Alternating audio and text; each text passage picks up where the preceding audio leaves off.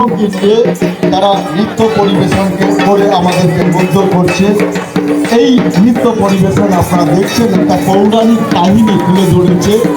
রামের মন্দির এবং রাম তার যে পতাকা নিয়ে আমাদের এই পূজা মণ্ডপের সামনে নৃত্য পরিবেশন নিশ্চয়ই এবং অসাধারণ নৃত্য পরিবেশন করবার জন্য আমরা অভিনন্দন জানাচ্ছি আমাদের ঘোরালিয়া পশ্চিম পাড়ার বারোয়ারি প্রাঙ্গণের তরফ থেকে।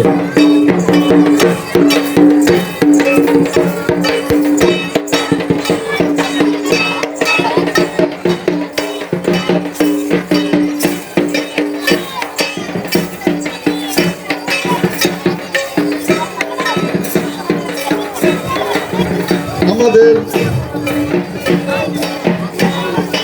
ঘোরালিয়া পশ্চিম পাড়া বারোয়ারি আয়োজিত এই চরক মেলার যে নীল পূজার রাত্রি, এই রাত সারা রাত অসাধারণ আমাদের নানান অনুষ্ঠানের মধ্যে দিয়ে আমরা এই রাতটাকে আমরা কাটাই।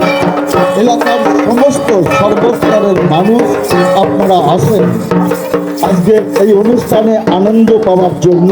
আমরা প্রত্যেকটা মানুষ জীবন যন্ত্রণার মধ্যে থাকলেও আমাদের 12 মাসের যে 13 পার্বণ, তার মধ্যে এটা একটা পার্বণ, সত্যিকারের এটা যে একটা পার্বণ, সেটা আপনাদের উপস্থিতি, আপনাদের জমায়েতের মধ্যে দিয়ে এটা প্রমাণিত।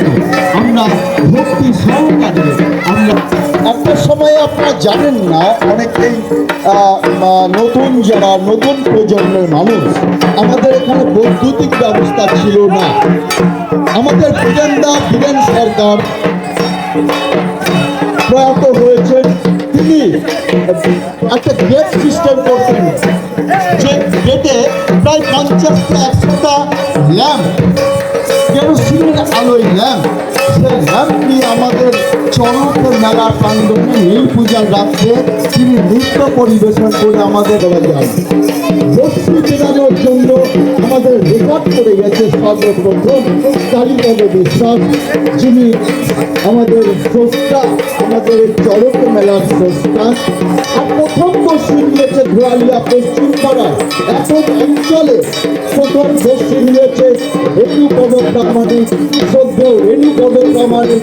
সেই সময়ে আমাদের এলাকার জানি